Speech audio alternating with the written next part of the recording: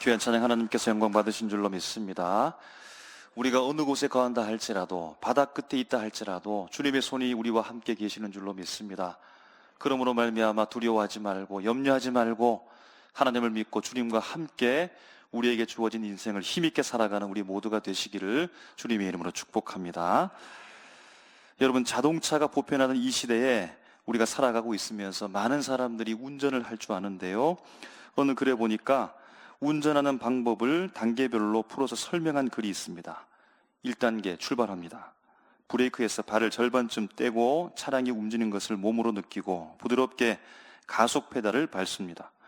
브레이크에서 완전히 발을 떼어 차량이 자연스럽게 앞으로 나아갈 수 있도록 합니다. 2단계 주행입니다.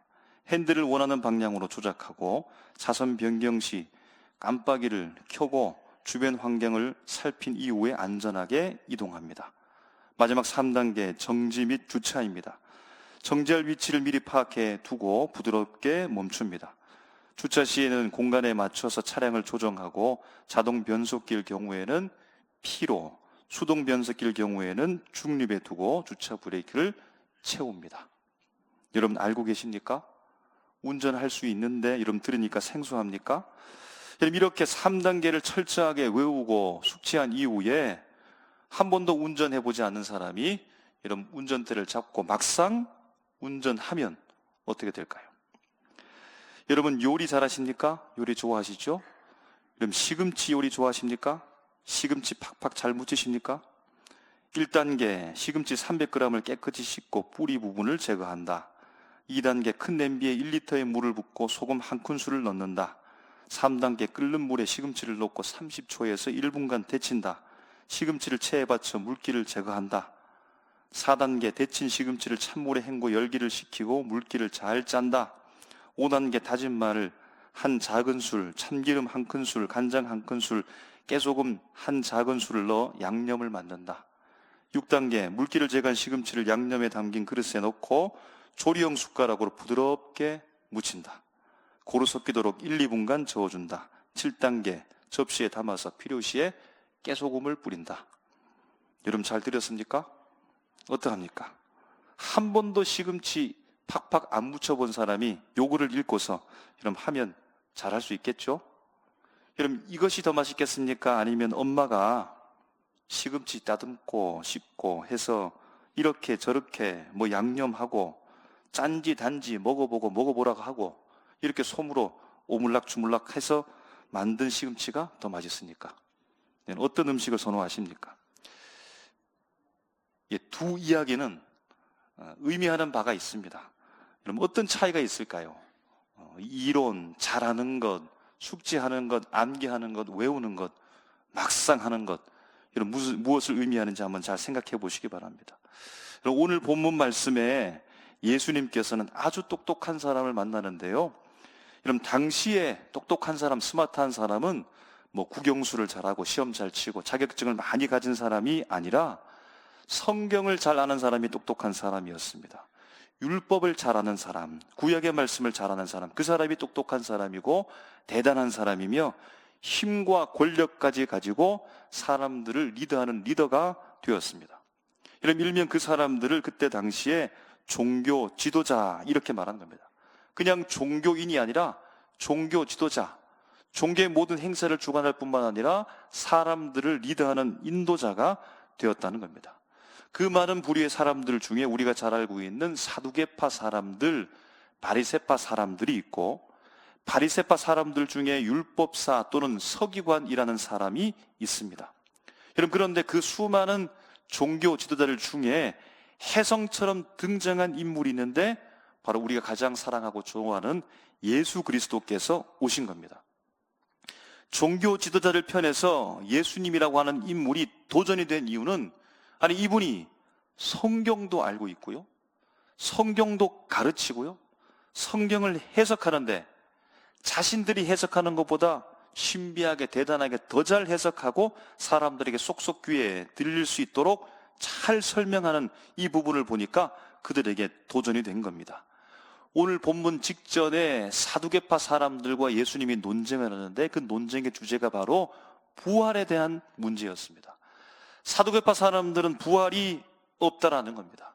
여러분, 그런데 이에 맞서서 예수님께서 부활이 있음을 그들을 논리적으로 완전히 무너뜨립니다. 반대 진영이 있었던 바리새파 사람들이 이 일을 보고서 여러분 아마 깜짝 놀라기도 하고 좋아합니다. 그럼 그 중에 서기관이라는 사람이 등장하고 예수님을 만나면서 28절에 예수님을 향하여서 예수님께서 대답 잘 하시는 줄 알았다는 겁니다. 곧 사두개파 사람들과 논쟁하면서 부활에 대해서 논쟁을 하는 중에 예수님께서 논리적으로 잘 설명하고 말씀하면서 이 사람들을 굴복시키는 장면을 보면서 예수님께서 대답 잘하신 줄 알고 예수님께 나왔다는 겁니다. 여러분, 오늘 우리가 읽은 본문은 마가복음인데요, 이 이야기의 말씀이 동일하게 마태복음도 있고 누가복음에도 등장합니다. 여러분, 그런데 조금 차이점이 있는데요, 마태복음, 누가복음에서는 서기관 또는 율법사가 등장해서 예수님께 나온 목적이 시험하기 위해서 왔답니다. 그런데 오늘 본문에서는 예수님께 시험하기 위해서 온 것은 아님을 혹은 기록해 놓지 않았습니다. 이 모든 것들을 한번 종합해서 비교해서 우리가 정리해 보면 율법사 서기관이 예수님께 시험할 의도로 나온 것은 같은데, 그런데 그 질문의 내용 중에서 서기관의 깊은 고민이 그 속에 아마 들어 있었을 것이고, 그래서 비판하듯 시험하듯 예수님께 질문했지만 예수님으로부터 그 답을 듣기 위해서 진지하게 진심으로써 기다리고 있었다라고 그렇게 볼 수 있겠습니다. 여러분, 당시에 서기관은요, 중요한 역할을 이스라엘 백성들 중에서 하는 사람이었는데 그들은 율법의 전문가입니다. 모세의 율법에 대해서 잘 알고 있습니다. 정통한 사람입니다. 율법을 연구하고 가르치면서 사람들에게 해석해 줍니다. 문서 작성을 기록하는데요, 특별히 구약 성경을 필사하고 보존합니다. 뿐만 아니라 정부 나라에 있는 중요 문서를 그들이 기록하면서 관리했습니다.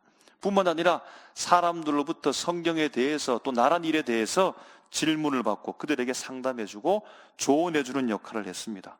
공식적인 중요한 나라의 어떤 행사가 있으면 거기에 꼭꼭 참석하는 자였습니다.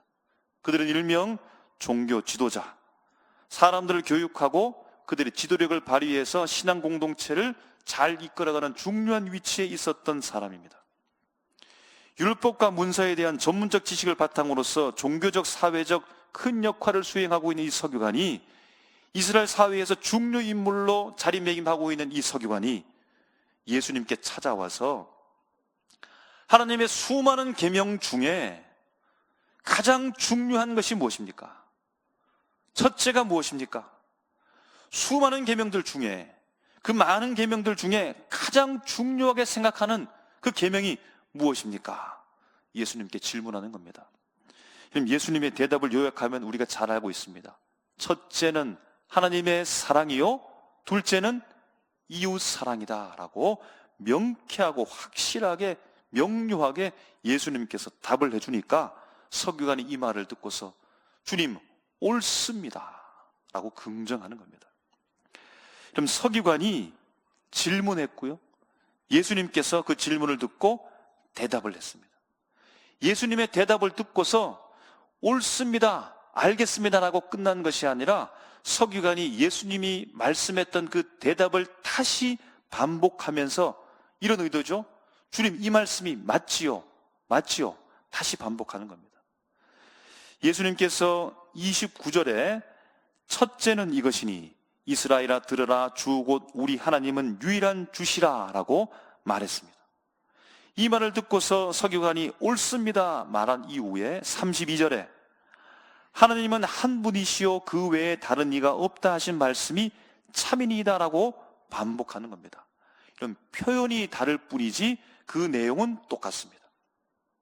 두 번째로 예수님께서 30절에 내 마음을 다하고 목숨을 다하고 뜻을 다하고 힘을 다하여 주 너의 하나님을 사랑하라 하신 것이요 라고 서기관에 대답했더니 서기관이 이 말을 듣고서 옳소이다 라고 말하고 33절에 또 마음을 다하고 지혜를 다하고 힘을 다하여 하나님을 사랑하는 것과 라고 말하니까 예수님께서 하신 말씀과 동일하다고 볼 수 있고 자기 표현으로 반복하였습니다. 그리고 마지막 세 번째, 예수님께서 서기관을 향하여서 내 이웃을 31절에 내 이웃을 내 자신과 같이 사랑하라 하신 것이라. 이보다 더 큰 계명이 없느니라 라고 말씀했으니까 하나님을 사랑하는 것과 이웃을 사랑하는 것, 이것보다 더 큰 계명이 없다라고 서기관이 질문했던 그 질문에 명확하게 대답을 한 것입니다. 이 말을 듣고서 서기관이 옳습니다 라고 대답하고서는 33절에 또 이웃을 자기 자신과 같이 사랑하는 것이 전체로 드리는 모든 번제물과 기타 제물보다 나으니이다. 아멘. 이렇게 다시 반복해서 예수님의 말씀을 대답했는데요, 이런 무언가 조금 차이점을 느낄 수 있습니까? 예수님께서 말씀했던 그 대답과 서기관이 다시 한번 반복하면서 33절을 이야기했는데, 그럼 이 부분을 통해서 우리가 무엇을 알 수 있습니까? 내용이 조금 바뀌는 것 같으면서도 더 길어졌다는 것입니다. 내용이 완전히 달라진 것은 아는데 무언가 더 길어지면서 무언가 플러스 알파 추가된 것이 있는 것 같습니다. 추가된 것이 바로 이 말씀이겠지요. 전체로 드리는 모든 번제물과 기타 제물보다라는 말입니다.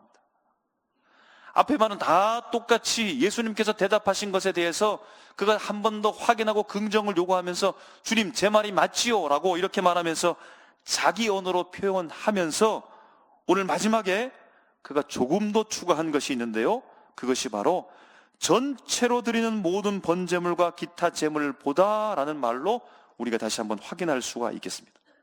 여러분, 그러니까 바로 이 말이 서기관이 그동안 혹은 지금 이 순간에 예수님께 질문하고 있는 이 질문 속에 그가 평소에 가지고 있었던 신앙의 고민이라고 볼 수 있겠다는 겁니다.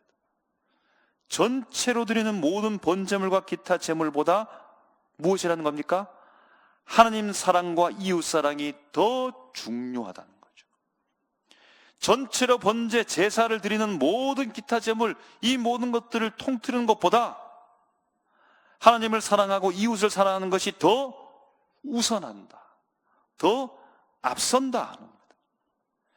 제사가 아무리 대단하다 할지라도 하나님을 사랑하는 것과 이웃을 사랑하는 것을 앞설 수는 없다라는 겁니다.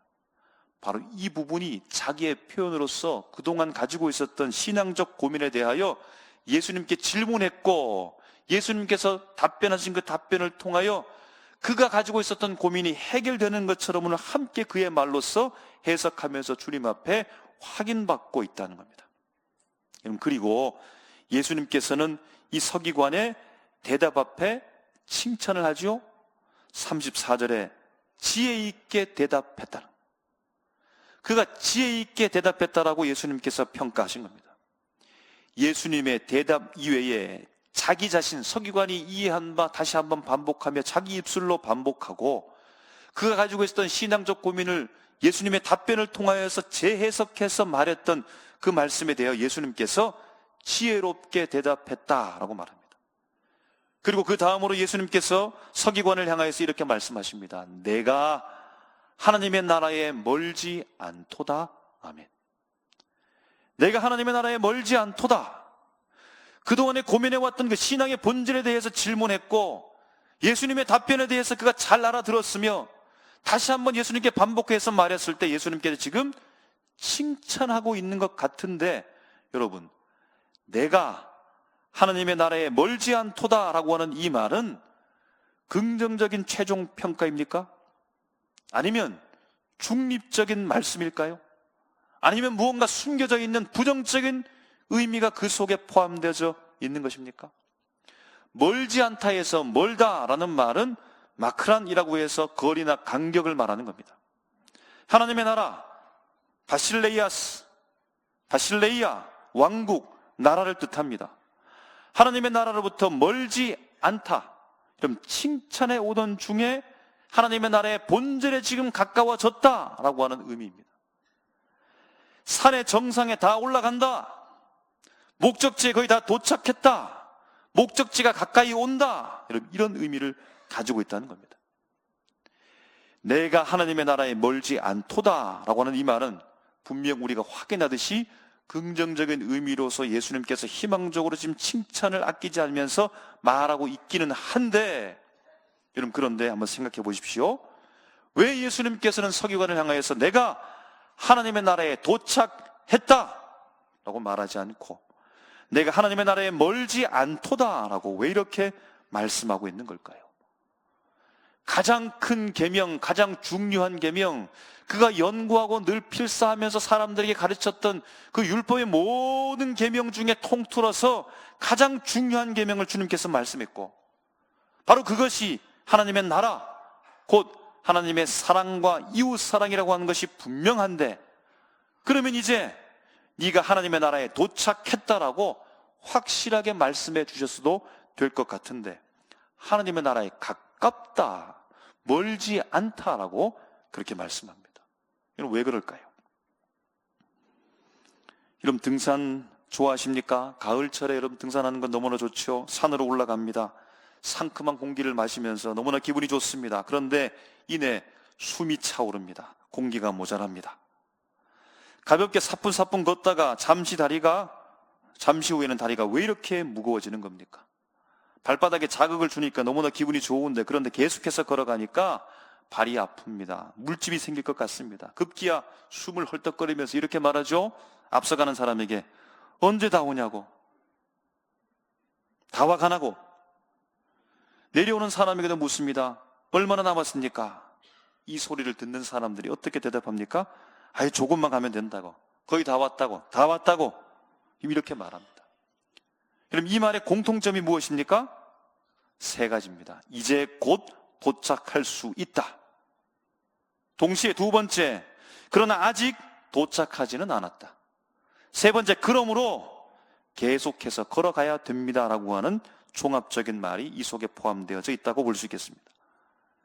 이제 거의 다 왔으니까 아주 잘했고, 그러므로 말미암아 내려가서는 안 되고 멈춰서도 안 되고 잠시 쉴 수는 있지만 계속해서 여기에서 안주해서는 안 된다는 겁니다. 34절에 내가 하나님 나라에 멀지 않도다. 내가 하나님의 나라에 멀지 않도다. 거의 다 왔다. 다 와간다. 그럼 무슨 의미입니까? 계속해서 걸어가라. 이제 걸어가라. 조금만 더 걸어가라.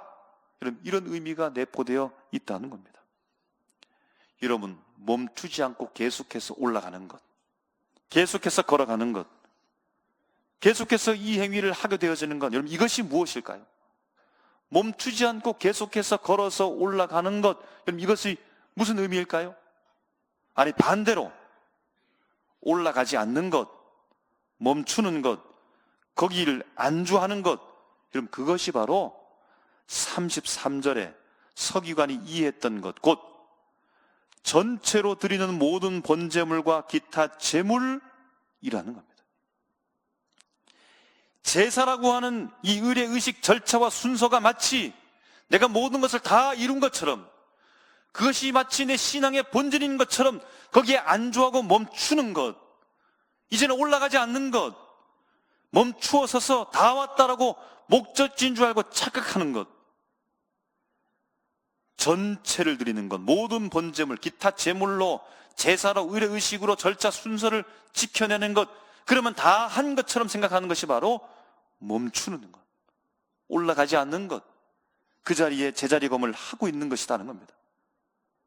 그럼 그런데 멈추지 않고 계속해서 올라가는 것, 계속해서 걸어 올라가는 것이 바로 하나님을 사랑하는 것이고 이웃을 사랑하는 실천, 계속적인 사랑의 실천이라고 말하는 겁니다. 사랑하는 삼일교회 성도 여러분, 멈추어 계십니까? 걸어서 계속해서 올라가고 있습니까? 전체로 드리는 모든 번제물과 기타 제물을 드리는 것만으로 만족하면서 내가 신앙의 모든 본질을 다 이루었다고 생각하면서 안주하고 계십니까? 아니면 계속해서 하나님을 사랑하고 이웃을 사랑하며 계속해서 걸어서 올라가고 있습니까? 이런 미국의 마틴 루터 킹 주니어 목사님이 계시죠? 1950년부터 60년대까지 인종차별 철폐와 흑인의 평등한 권리를 위해서 싸웠던 분입니다. 당시 미국 사회는 흑인과 백인이 철저하게 구별되어지고 차별되어 나눠져 있습니다. 어떤 시설물을 이용해도 완전 차별입니다. 흑인들은 투표권, 교육, 취업 등에 있어서 모든 면에서 부당한 대우를 당합니다. 마틴 루터 킹 목사님이 평화적 시위와 설교를 통해서 사회를 일깨웁니다. 알립니다. 인종 간 평등을 주장하면서 사랑과 화합을 설파합니다. 1963년 8월에 워싱턴 DC에서 약 25만 명이 모이는데요, 거기에서 유명한 설교를 하십니다. I have a dream. 여러분, 이 연설을 통해서 저는 꿈이 있습니다. 백인과 흑인이 함께 손을 맞잡고 평등하게 살아갈 수 있는 사회를 꿈꿉니다. 하나님의 정의가 이 땅에 임하는 날을 간절히 소망했습니다. 여러분, 이 연설은 미국 전역에 큰 반향을 일으켰고 그 해에 노벨 평화상을 수상하는 데 있어서 큰 일익을 담당했던 것 같습니다. 여러분, 그러나 킹 목사님의 여정은 결코 쉽지 않았죠. 반대하는 사람들이 더 강력한 힘을 가지고서 달려듭니다. 협박을 합니다. 심지어는 그 집에 폭탄까지 터뜨려 공격을 하는 겁니다. 하지만 목사님은 포기하지 않고 하나님을 사랑하고 모든 사람을 자신의 이웃으로 사랑하는 그 신앙적 명령을 따라서 계속해서 전진, 또 전진합니다. 하나님의 나라가 이루어질 때까지, 이루어질 때까지 전진하는 겁니다. 그러면서 자주 사람들에게 이렇게 말했다고 합니다. 여러분, 우리는 그날이 다가오는 것을 볼 수 있습니다. 하지만 거기에 도착하려면 포기하지 않고 끝까지 나가야 합니다. 1968년 킴 목사님은 불의한 현실과 차별이 없는 하나님의 나라가 멀지 않았음을 믿으면서 멤피스에서 평등을 위한 시위에 참여했다가 암살을 당했습니다. 여러분, 그는 비록 그 꿈이 완전히 이루어지기 전에 세상을 떠났지만 그의 비전과 용기와 신앙적 여정은 계속해서 사람들로부터 이어져서 하나님의 나라를 실현하는 그 나라 국가를 만들어가고 있다는 겁니다. 마틴 루터 킹 목사님은 하나님의 나라를 위해 헌신했고 그 길을 다 가지 못했지만 그런 그 바통을 이어받은 사람들이 계속해서 걸어가고 멈추지 않고 있으며 하나님의 나라가 가까이 왔다는 사실을 그의 삶을 통하여서 그들이 걸어가는 길을 비추어 주었다는 겁니다. 여러분, 하나님의 나라는 단순한 개념이 아닙니다. 하나님의 나라는 단순한 장소 개념이 아닙니다. 바깥에는 세상이고 이쪽으로 들어오면 하나님의 나라입니까? 바깥과 이쪽을 한쪽 양쪽 발로 걸쳐 있으면 우리가 어디에 있는 것입니까? 내가 이 개념을 알면 하나님의 나라가 완전히 이루어진 겁니까? 똑똑하면, 성경 지식을 많이 알면, 교리를 많이 알게 되어지면 내가 하나님의 나라를 사는 겁니까? 그러면 하나님의 나라는 통치입니다. 하나님의 나라의 통치와 하나님의 사랑이 실현되는 삶의 방식입니다. 살아가는 모습이 바로 하나님의 나라입니다. 그러므로 매일매일의 선택과 행동을 통해서 하나님의 나라가 이루어지는 겁니다. 멀지 않다라고 하는 것은 당신이 올바른 방향으로 가고 있어. 하나님의 나라가 무엇인지 이제 알게 되었어. 그러므로 말미암아 이제 출발하시오라는 말입니다. 이제 계속해서 걸어 나가시오. 그 하나님의 나라가 무엇인지 보았으면 그렇게 살아가시오라고 하는 주님의 격려의 말입니다. 여러분, 우리의 신앙은 한 번의 결단으로 시작한 것이지 완성한 것이 아닙니다. 그 옛날 내가 예수 그리스도를 믿음으로 말미암아 신앙을 시작한 것이지 모든 것을 다 이룬 것이 아니라는 겁니다. 내가 그때 은혜 받은 것, 그럼 그것이 내 삶의 시작을, 새롭게 삶의 전환을 준 것이지 모든 것을 다 이룬 것이 아니라는 겁니다. 매일매일의 선택 속에서, 매일매일의 말과 행동 속에서 멈추지 않고 끊임없이 지속해 나가며 실현해 나가는 것, 그 속에서 성령께서 나를 감동하시고 인도하시고 생각에 하나님의 놀라운 은혜를 주시고 깨닫게 하시고 힘으로 주시고 격려해 주시는 그 성령과 함께 더불어서 오늘도 매일매일 결단하면서 나가는 그것이 바로 하나님의 나라를 향하여 나간다는 겁니다.